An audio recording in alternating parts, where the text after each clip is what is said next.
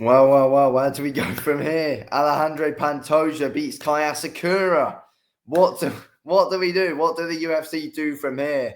Now Alejandro Pantoja gets another successful title defense, basically after beating everyone in the top 10 now. Honestly, great performance there from Alejandro Pantoja. Fantastic stuff from him.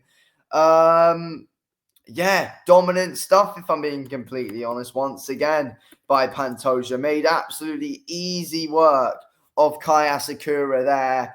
First round was pretty good, but the second round, the moment Pantoja got the back, that was it. He choked, Pantoja choked Asakura out cold. And yeah, there you have it. There you have it. Pantoja wins. Where do we even go from here now, though? Because it was like if Kai Asakura won, there could have been a rematch made, and then we could have seen, some decent fights with Kai Asakura in it. Even though we still can, but obviously it's not the same because Asakura's not champ. But it's not like Brandon Moreno is going to get another shot at Pantoja now. It's not like Brandon Royval, who's actually number one in the rankings, is going to get a third fight with Pantoja. Like, what's even going to bloody happen here? I don't know. It's a strange one. You'd probably give it to Amir Albazi, though, to be completely honest. That's what probably happens. But or Kai Kara France, obviously. But I mean, it's like, yeah, it's a strange one. I mean, fantastic performance from Pantoja. He's improving every single fight, and people need to put more respect on Alejandro Pantoja's name because honestly, he's improving every single fight, and he's one of the most dominant champions in the UFC right now. Like, he is, honestly, he is. As we know, flyweight's basically the most skilled division in the sport. And, Pantoja's bloody dominant in it. He's destroying everyone. It was a fantastic performance there from Pantoja. It was an interesting first round. Pantoja hurt Asakura very early on when Asakura came out. He had his chin quite high up in the air. Pantoja hurt him. He caught him. Then he held Asakura up in the cage. I'm not sure if he knew he hurt him in that first round, but he held him up against the cage and eventually, got him down, got a bit of work going. But with some control time, but they got back to the feet, and Asakura was getting some decent success though. Asakura was going for a load of flying knees. I believe he got like one or two, which was successful, but they didn't really do anything to Pantoja at all. The first one was at the start where Pantoja kind of leant in when he was going for the takedown, but Asakura did catch him. But Asakura was just going for so many flying knees in that fight. It was just eventually obvious to Pantoja what Asakura was trying to do, and it was just getting so ridiculously repetitive with the flying knees from Asakura. There's literally no need for it.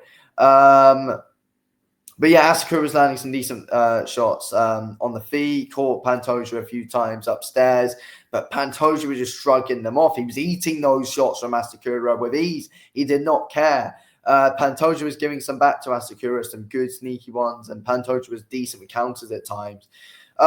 Yeah, look, to be fair, Pantoja's striking is improving every single fight. We know how good his ground game is. It's levels above everyone's in the flyweight divisions. But yeah, Pantoja's striking is improving every single fight. And, we was able to get the better of Asakura quite a few times on the feet at times, to be fair, especially in that first round. But then obviously eventually got the back in that second round with ease, and eventually it didn't really take him too long to end up submitting Asakura. Yeah, I mean, to be fair, it's he just ragdolled him in the end. He just absolutely ragdolled him. It was a brilliant, good, dominant championship performance in the end from Alejandro Pantoja. Even though Asakura did look competitive in that first round, it was like eventually Pantoja's ground game is going to be too much for him, because in the first round, it showed it wasn't that hard for Pantoja to get a takedown on Asakura, and he was able to hurt him on the feet as well. So it's like Pantoja gained Asakura's respect from the off. Asakura knew he was up against it, and yeah, Pantoja ended up punishing him. And that's what you get. Difference from doing MMA in the ring to doing it in the cage with the most high level guys in MMA. And Yeah, and Asakura going right into a world title fight against one of the most dominant champions in the UFC right now, and that is something which just doesn't get spoken about enough. Pantoja is one of the most dominant champs in the UFC, and he's ridiculously underrated. He needs to go up in the pound for pound rankings even more. 100%, Alejandro Pantoja does. I mean, let's have a look at these pound for pound rankings right now. Where is Pantoja's 11th in the pound for pound rankings? Like, what are we doing? On Tuesday when they change, I want to see Pantoja. He's above Volk 100%. He's above Leon Edwards. I mean, you've got Tom Aspinall in 8th, but you probably would have to put Pantoja above him right now. Pantoja, he's above Merab. He's had more title defenses than Merab. Put him above him. Is he above Duplessis? Pantoja's probably proven he's, I think he's above Duplessis, and he's above Bilal Muhammad as well. I think Pantoja should be at least number five in the pound for pound rankings, in my opinion. Like, they're doing him dirty. They really are. I feel like they need to try and, build up Pantoja's stock more, because he's not getting enough attention. And I feel like this fight with Asakura, I think, it's really proven it. But the UFC needs to hype him up more, in my opinion. He's got a great story behind him as well, Pantoja. Like, he was only an Uber driver not too long ago. Then he eventually came champ, and now he's an MMA fighter full time. He's changed his life around completely.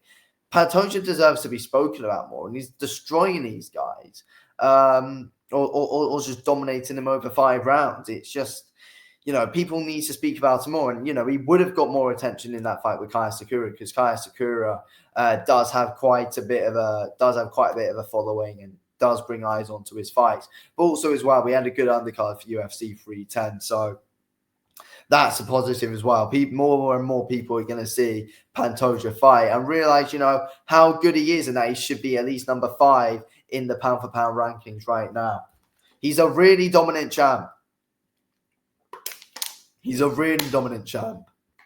And you have Bilal Muhammad and Merab over, and they haven't even had a title defense yet.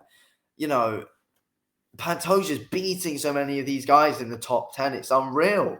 Honestly, it's in good bloody fashion as well, the way that Pantoja's doing it. I mean, we look at Pantoja's last few wins now. Kai Asakura, Steve Erceg, Brandon Royval, Brandon Moreno, Alex Perez, Brandon Royval, Manel Cap. He's on a big streak here as well, Pantoja. He's on a big streak, and he's getting big wins. So, honestly, it's he's a real bloody dominant champ. He's a real dominant champ, and people need to take Pantoja more seriously now. He's got some big wins.